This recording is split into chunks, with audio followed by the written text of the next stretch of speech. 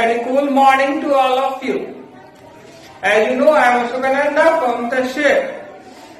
And this person is once again with a new video, and that is very much special because this person has written this video exclusively to all of you. आप लोग यदि tension में या दबाव में रहते हैं या किसी गलतफहमी का शिकार हो गए हैं, कोई बुरी आदत लग गई है, तो उस आदत के समय में मुक्ति पाने में ये कविता सहायक होगी।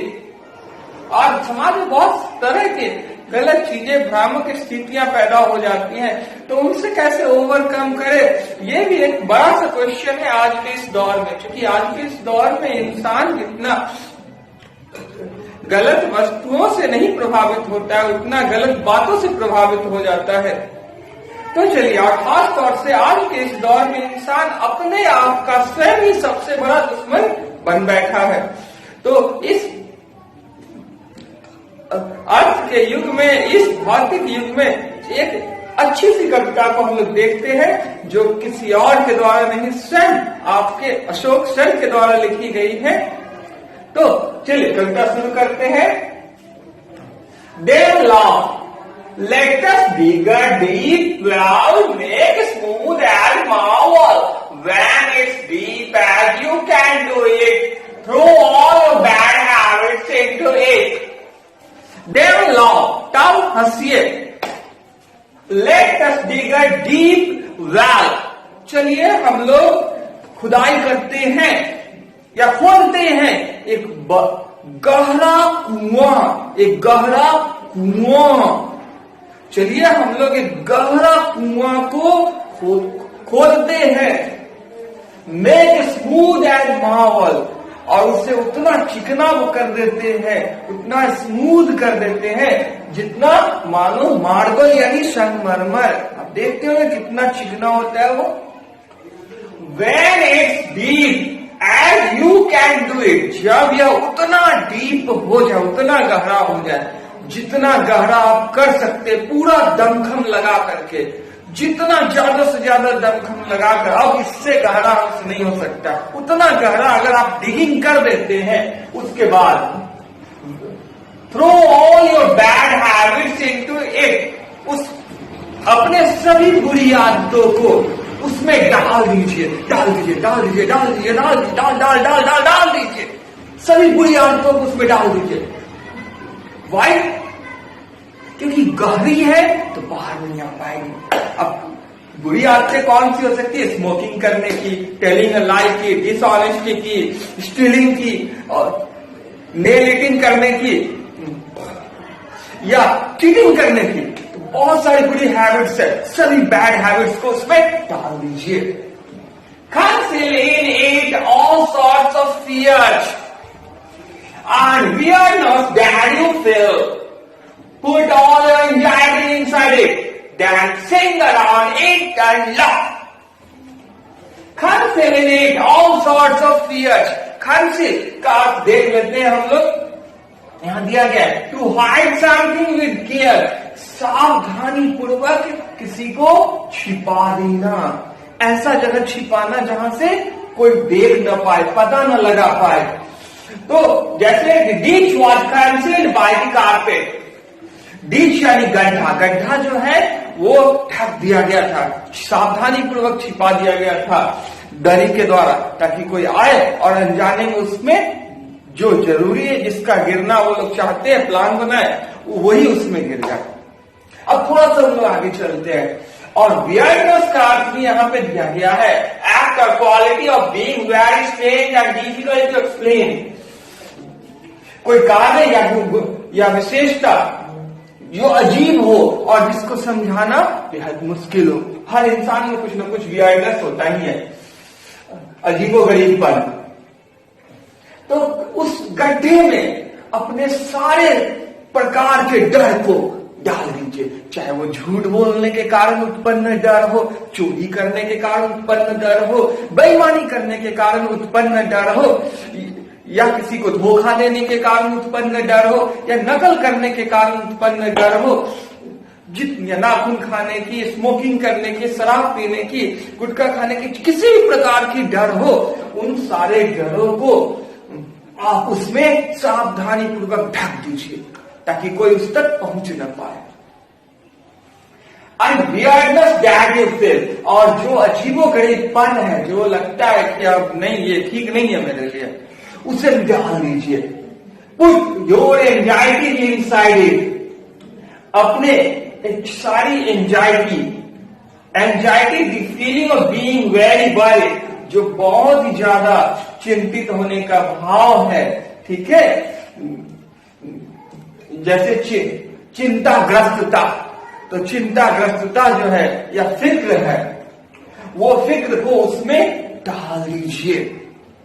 बहुत ही ज्यादा फिक्र या चिंतित जो होने का भाव है, उसको उन एंजाइटी को उसके अंदर डाल दीजिए।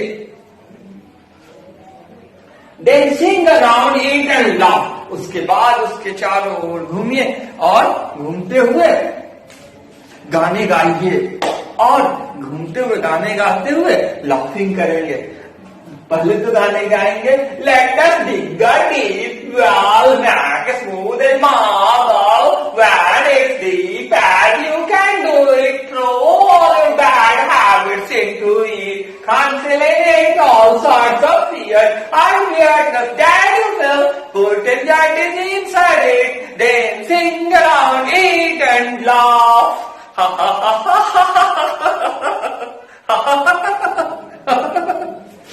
In this way, चलिए थोड़ा आगे चलते हैं।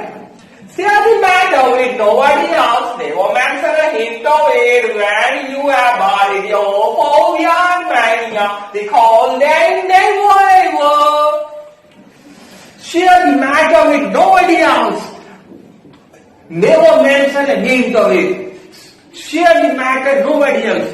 जो बातें उसमें डाली गई है, जो जो सामग्रियां या पदार्थ उसमें वस्तुएं डाली गई है, उसको किसी से भी नहीं चर्चा कीजिए, उस पर विचार विमर्श किसी से भी नहीं कीजिए, उसको किसी से भी नहीं बांटिए, न ही उसके बारे में कोई हिंट दीजिए किसी को। कितना भी कोई पूछे, लेकिन उन एंजाइटी के बारे में, वियर्डनेस के बारे में, फियर के बारे में आप कोई भी हिंट बैड हैबिट्स के बारे में कभी नहीं दें। Never mention a hint of it, यहां तक कोई संकेत भी न दे। When you are by your phobia and mania, देखिए फोबिया का अर्थ समझते हैं। Phobia a strong unreasonable fear, एक बेवजह का बहुत ही बड़ा डर जो सभी के अंदर पाया जाता है। आओ फोबिया और स्नैक्स, मुझे सांप का एक बेवजह का डर है, एक ऐसा डर जो भय, जो कोई वजह नहीं है, मन में चलते रहता है, वो है नहीं, मन में चलते रहता है।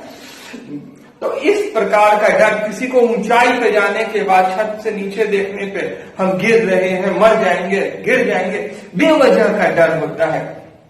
किसी को पानी के पास जाते ही उसमें डूब जाने का भय होने लगता है, बेवजह का।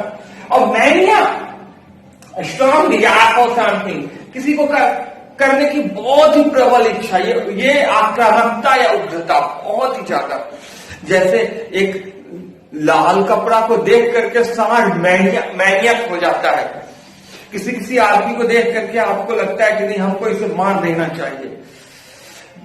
कुछ लोग उल्टे हो, कुछ लोग स्नेक को देख करके उन्हें मारने लगते हैं, बेवजह का मारने लगते हैं। तो वो क्या हो गया? मैनिया, उग्रता, एक ऐसा पागलपन जिसमें इंसान अनियंत्रित होकर सामने वाले पे अटैक करता है, उसको नुकसान पहुंचाता है। थोड़ा सा आगे चलते हैं। तो when you have buried your phobia and mania, तो जब आप अपने कोई भी फोबिया और मैनिया संबंधित डर को, अनावश्यक या बेवजह का डर या बेवजह की आक्रामकता को उसमें दफन कर देते हैं, उसमें डाल देते हैं, उस बड़े से गहरे कुएं में डाल देते हैं। रिकॉल देम नेवर एवर, तक कभी भी उसे याद नहीं करे, कभी भी उसे याद नहीं करे, दिमाग में लाए ही नहीं कि हम ऐसा कभी कुछ किए हैं। Conceal it fully from visibility, that the people will not even imagine. Content and plaster the deep wells instantly, then jump on the surface and laugh. Ashwagandha। तो चलिए हम देखते हैं। Conceal these fully formed visibility, और ये सारी सामग्री और इस कुएं को ये पूरी तरह से छिपा दीजिए, दिखाई देने से दूर कर दीजिए, दिखाई देने से पूरी तरह से छिपा दीजिए। ऐसा कर दीजिए कि ये दिखाई न दे किसी को, इस तरह से ढक दीजिए। That people will not even imagine, इस तरह से ढकिए कि लोगों को सपने में भी ये याद न रहे, यहाँ की कल्पना भी न कर सके लोग कि यहाँ पे कोई कुआं खुदा हुआ था। याद ही नहीं रहे, लोगों को लगा ये तो सरफेस है। Cement and plaster the deep well sincerely, और आत्मीयता पूर्वक पूरी लगन के साथ, लगनशीलता के साथ उसको पहले सीमेंटेड कर दीजिए और प्लास्टर कर दीजिए, फिर उसको एकदम सजा दीजिए, एक सरफेस बना दीजिए। Then jump on the surface and laugh, तब उस सरफेस पे जंप कीजिए, जंप कीजिए, जंप कीजिए, सरफेस पे जंप कीजिए और जंप करते हुए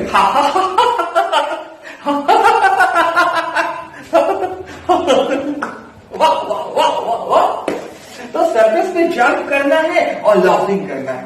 ये पोएम अशोक सेन के द्वारा लिखी गई थी। Ashwagandha Alan the facilitator and founder, भाषा के सरलकर्ता और भाषा के प्रवर्तक।